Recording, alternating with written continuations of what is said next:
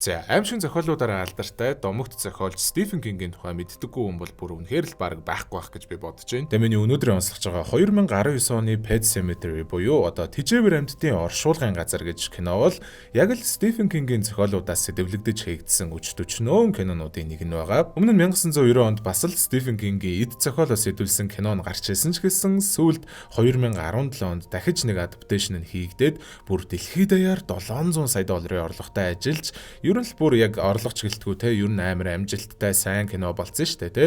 Pet Sematary бол бүр яг л тэр трендийн дагах маягтайгаар It-с 2 жилийн дараа нээлттэй хийсэн л кино байгаа. Гэтэ 2017 оны It бол яг үнэндээ 90 оны киноноос шал өөр юмнууд айгүй олонтой тийм нэг л зохиолыг дахиж яг адилханаар хий гэж бодлогүйгээр зөрөгтэй өөрчлөлтүүдийг хийгээд явцсан. Айгүй зөрөгтэй адапташн байсан шүү дээ те.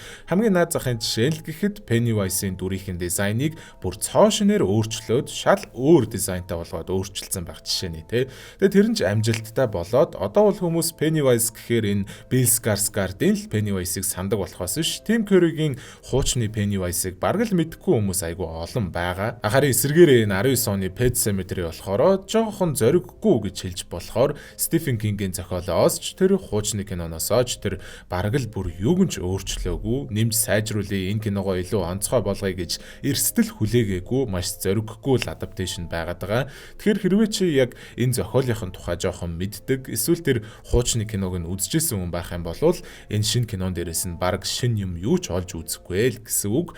Гэхдээ Стивен Кинг ах маань болохоор энэ киног үзчихэд өөрийнх нь зохиолоос сэдвлэгдэж хийгдсэн кинонуудаас хамгийн ихээр өөрийг нь айлгаж чадсан кино гэж айгүй өндөрөөр үнэлсэн юм байлээ. Тэгэхээр одоо Стивен Кинг ахт майл таалагдчихвэл бусад хүмүүст яг юу гэж санагдах нь бас яг үнэндээ нэх хамаагүй л байлгүй дээ гэж настай. За тийм байна. Өнөөдөр маань дугаартай Mountain дугундаа сайхан хамтран ажиллаж байна. Киноныхоо үйл явдал руугаа гэлс орцгоё. Сүгэрш байлаа энэ зүуд бэтэн бэчний тэр дур булам төрх харцан чин мас орн галзуургаад ганц гурван номер чин нугар чин нуруу чин төгс эй бад бич зурх чин төгс чамд хэлэх хүүхс мөр Тэгэхээр кино маань цоон шинхэн гэртээ нүүж ирж байгаа Льюис гэж залуу болон эхнэр нь болох Рэйчел, том охин Элли, баг хүү Гэй хэмээх гишүүдээс бүрдэх гэр бүлийн зураглалаар эхэлж байгаа. Шинэ байшин, шинэ хот, шинэ амьдрал энтертэй манай эд айгүй хурдан дасаад маш амжилттайгаар л төвхөнж байгаа. Гэхдээ угаасаа л аимшиг кинон дээр шинээр нүүж орж байгаа байшин бол ноогүй байна гэж байхгүй шүү дээ. Эрсэн өдрөө Элли нэг тийм янз бүрийн амьтдын маск зүүцэн хүүхдүүд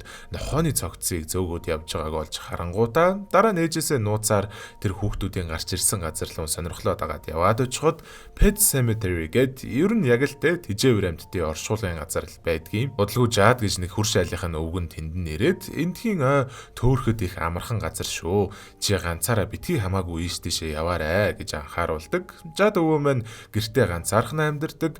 Жохон ганцаард мөл өвөөч гэсэн ер нь бол айгүй хөөрхөн мөрөөрөө сэтгэлээрээ айгүй тийм дулаахан энергитэй хүн байгаа юм л та. Угаасаа тэгээд Льюис Рэйчел хоёртой танилцаад айгүй хурдан дотносчдгийг. За тэгээ яг тэр шөнө хэдүүлээ Рэйчлийн талаар нэг юм мэдэж авдаг нь Рэйчлийг баг багт нь төрсэн их чинь нэг тийм ямар өвчнөд гэх юмте ясмас нь гоцоогоод гараад ирцэн тэгснэ ерөөсөө байнгын л хэвтэрт байдаг. Ерөн л зүгээр би насар муудсан эмэгтэй байсан юм бэлээ. Дээрэс нь бас удахгүй чи над шиг ингээд хэвтэрт орно энтергээд Рэйчелтэй айгүй муухай харцдаг. Яалтчгүй л асар том бага насныхан траумал хүн байсан юм бэлээ. Тэгээ Рэйчел хэсэг ээж аваагаа байхгүй үед хоолыг өрөөнд нь оруулж өгөхөөсөө айгаад шууд нэг тийм мини лифт маягийн юмар эрсдэлтэй гэдгийг мэдсээр байж хоолыг явуулаад байдаг байсан байгаа. Даанч тэгээд нэг л өдөр их чин тэр лифтэн дотор нь сууж тэрнтэйгээ унж орж ирээд амаалдсан байлээ. Тэгээд ихчээсээ айдаг трауман дээрээ нэмээд бас би ингээд ихчигээ аалсан гэж өөрийгөө буруутгадаг трауматай болцсон л болж таарж байгаа. За Льюис болохоор эмч мэрэгчлээ. Тэгээд нүүснийхээ дараа тентхийнхээ нэг их сургуулийн эмнэлэгт шинэхэн ажилдаа ороод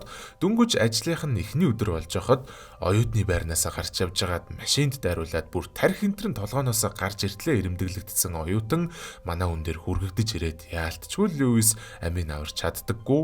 Тэгээ хамгийн эвгүй нь тэр оюутан амьсгал хураасныхаа дараа гинтл босч ирээд суудсан Льюисийг нэрээр нь дуудснаа хязгаар гэдэг зүйлийг эвдэж хизээч болдоггүй юм шүү гэд байж идэг. Тэ мэдээж тэрэн зүгээр хий юм бол гарсан байгаа юм л та. Тим юм харчаад яаж ламар амгалан байж чадах вэ? Харих замд нь бодогдоод, тарсныхан дараач бодогдоод, сүүлдээ за бүр тэр залуу нь зүудэнд нь орж ирснэ.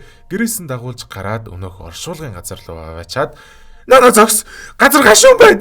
гэж цочоогоо сэрээчдэг. Сэрснийхэн дараа дахиад нэг сони юм байдаг нь хөл нь яагаад ч юм бүр ингээд амар шавхаа болоод заваарцсан л байдгийн гадуур алхацсан юм шиг те. Өдөр нь жаад өвөөгөөс тэр оршуулгын газар манай өмч юм уу гэд асуусан чинь ер нь бол Льюис анх энэ газрыг авахдаа нэгсэн анхаараагүй болохоос биш яг тэдний өмч нь бол бүр айгүй том л юм бэлээ. Тийм тэгээд тэр оршуулгын газар тэгээд цаашаага айгүй хол зайтай газар гэд бүгдээрээ л тэдний өмчөө гэсэн үг. Яг тэрийг мэдсэн өдөр нь бас л тэдний гэр бүлийн гишүүн гэж хэлж болохоор church гэж муурна машинд дариулаад өгцөн байдгийн. Тэгээ охиных нь айгүй хайртай муур болохоор охиндоо цогцсыг харуулахгүй байжгаад оршуулчихъя гэд оройн жаад өвөөтэй хамт өнөөх оршуулгын газар руугаа очиод church-ийг яг оршуулах гэсэн ч гэсэн жаад өвөө за хоёулаа энд биш арай өөр газар оршуулъя гэд бөөн л мод энтер давж дагуулж явж байгаад за энд болчихаа гэд нэг газар зааж өгдөг.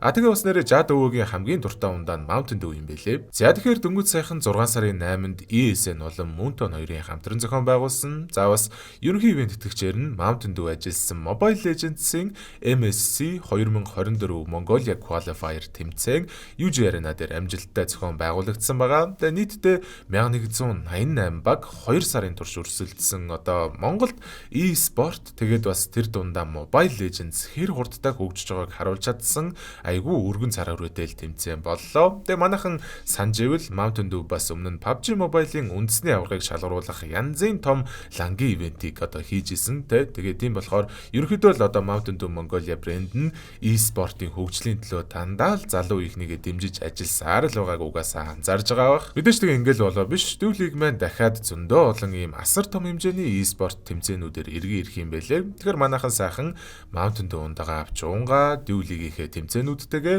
хамтдаа байцгаагаарай.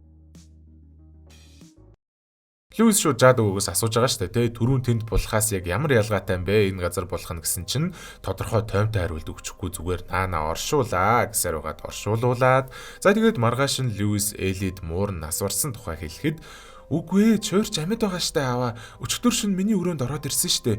Тэнд байна гэд шүүгээр үгээ заасан чинь нэрэл Муур нь яг чойрч гэсэн нэртэй хүзүүч энтертэйгээ амьд болоод буцаад хүрээд ирсэн байдгийг. Льюис шууд л жаад өвгөнд очиод Муур нь буцаад ирсэн тухайга хэлэхэд угаасаа л за тэгээд жаад өвөө тайлбарлах шаардлагагүйгээр л тэр оршуулгын газар нь оршуулсан юмнууд ам ороод буцаад ирдэг юм байна гэдгийг Льюис ойлгочихлаа шүү дээ. Гэтэ за мэдээж тэр ам ороод буцаад ирсэн Муур нь яг жинхэнэ Муур шиг нь биш байх нь тодорхой л доо. Бүр амар муухай ширүүн үстэй, тэгснээ бас амар муухай ааштай ирсэн өдрөө л шууд Элийн гар марыг зүсээд оройн яг Льюис Рэйчел хоёрыг ундах гэж байсан чинь орных нь хөл дээр шууд зууцсан сууж иж мууж байгаад. Тэгээ уг нь бол тэдний чойрч юм заваан гудамжны Муур биш байхгүй юу? Айгу зөөлөн ааштай Муур байсан. Тэгээд улмаар за үнэхээр л энэ Муурыг үргэлжлүүлээд тэжээх юм бол хүүхдүүдэд маань ч аюул учрах магадлалтай байна гэж шийдээд тариад алхах чийдгийн уг нь. Данч хичнээн өөр байгаа ч гэсэн стил нөгөө хайртай чойрчин л харагдаад байгаа болохоор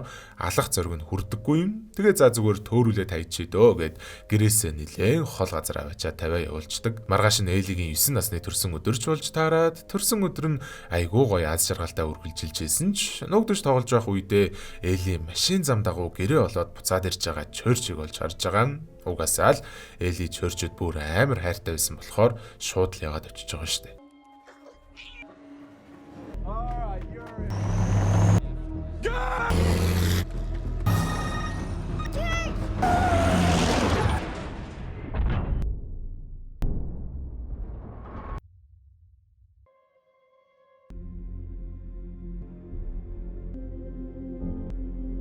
За тийм мэдээж охиных нь өхөл тэдний гэрийнхэнд асар хүн дээр тусах нь ойлгомжтой. Энд байгаа дэвэл сэтгэл санаа нь улмал хэцүүдэх шинжтэй байсан болохоор сүлдээ Рэйчел Гейжийг дагуулад ээж аавынд очиж хэд хоног байхаар болдог. Гэхдээ нэг гол юм нь гэвэл Льюис ганцаараа гэртээ үлдээд хэдэн ажлаа зохицуулчаад араас нь очихоор болж байгаа. Мэдээж Льюис ажлынхаа төлөө л ганцаархнаа гэртээ үлдсэн биш гэдэг нь бол асар тодорхой байгаа. Тэрийг нь ч жаад өвөө гадралцсан би чамд анханасаа тэр газрыг харуулах хэрэггүй л байжгээд өмнө нь өөрийнхөө нохоог тэнд оршуулж байсан тухайга ярьдаг. Тэ нохоо нь буцаж амилж ирчээд эхнэрийг нь хүртэл алах гэж оролдож байсан юм байлээ л дээ.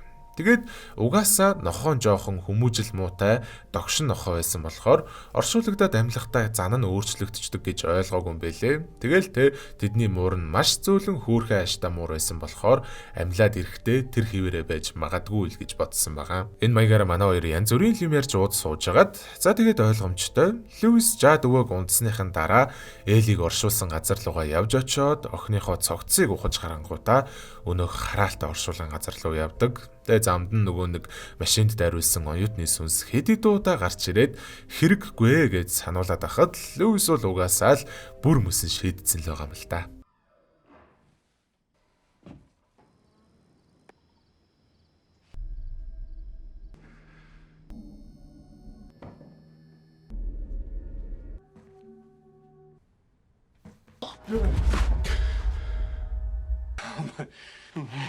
За ингээд Эли буцаад хүрээд ирж байгаа. Гэхдээ мэдээж Эли гэхэд жоохон ч биш бүр нэлээд хэцүү ийм үхмэл арьс, үхмэл царайтай, сам эвдэлж чадхууц муухай ширүүн ширэлдсэн үстэй.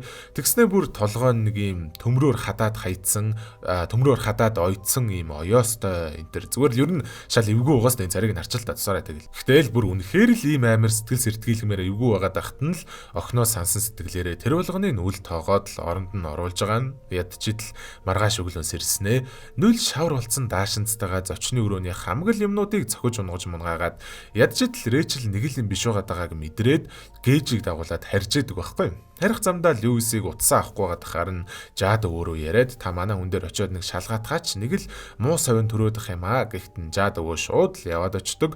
Яваад очихт нь Льюис угаасаа Элийг амьлуулснаа нууж байгаа штэ тий. Гэтэл гарын хараад шууд шороо мороо болоод заваарсан байгаагаас нь яасны шууд л ойлгочихж байгаа Жад өвөө. Харих замдаа хоёр давхрын цонхноос нь Элийг жолж хараад Эли угаасаа бас Жад өвөөг шууд занчж байгаа. Өвөө мань харсныхаа дараа бууга гаргаж бариад хамаг чадлаараа л өөрийгөө хамгаалах гэж үзсэн ч Эли хөл рүү нэвт худаг зонгуудаа нас барсан эхнэрийнхэн дүр тойрж янз бүрийн аимшигтай юм ярьж агаад за тэгээд эцэст нь алж байгаа. Тэгээ энэ үеэр нь Рэйчел айл хизээний гэртээ ирсэн ашгүй чимэн зүгээр байна гэж Льюисийг тэрж авсныхаа дараа Льюисийн гар нь цус болцсон тэгээд бас хөл нь нуль шавхаа болцсон байгааг яалтчгүй л анзаарчихлаа юм л да. Удалгүй Эли өөрийн биеэр буцаж ирэнгүүтээ уг нь ээжээгээд тэрдгийг гэтээ угаасаа л энэ Эли бол жинхэнэ Эли биш шүү дээ тий. Рэйчел ямар хариу үйл гаргах ёстойгоо мэдэхгүй байгаа нь тэрж чадахгүй тий. Тэгээ тийм болохоор Рэйчел Элитэй ерөөсөө харьцалгүйгээр шууд л дээд давхрын нэг өрөөндөө гейжтэй хамт орж дотроос нь түгжээ суудгийн.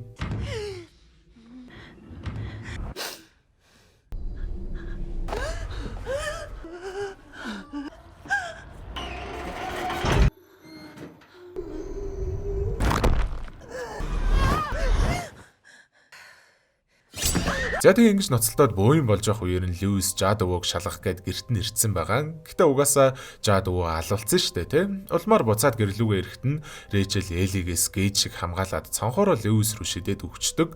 Даач өөрөө гарч амжилгүй хутгалуулаад хутгалчаад Эли бас айгүй эвгүй. Чи их чигээ тэр үед хурдхан шил үхээд өгөөсэй гэж боддог байсан биз дээ. Гэтэ бас зүгээр л алчихгүй бас траумаг нь хөндөж emotional damage-ээр баахан зодож явахад тэгээ бүр дараа нь л алдгийн. Энэ үеэр нь Льюис Гейжийг машиндаа суулгаж төгжингүүтээ Рэйчелийг аврах гээд буцаад орохдоо өөрөө цохиулаад ухаан алдаатгалгүй яах вэ? Тэгээ сэрэнгүүтээ шууд л оршуулгын газар руу явж байгаа. Даанч тэгээд Эли айл хизээний Рэйчелийн цогцсыг булцсан л байгаа юм л да. Бөөн ноцолдож яг Элийг алах шахтагч гэсэн угаасаа Рэйчел амьлаад буцаад босоод ирсэн араас нь юм зоогоод алчдаг.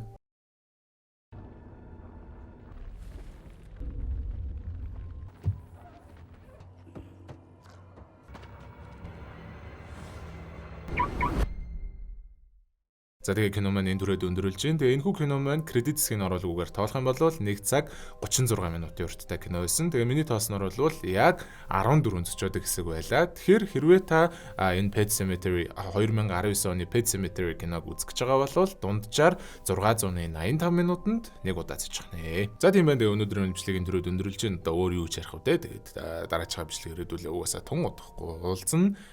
Хайртай шүү. За сайхан амраа. Гой зүзүүлээ. Дараагийн бичлэгээр уулзъя. Bye bye.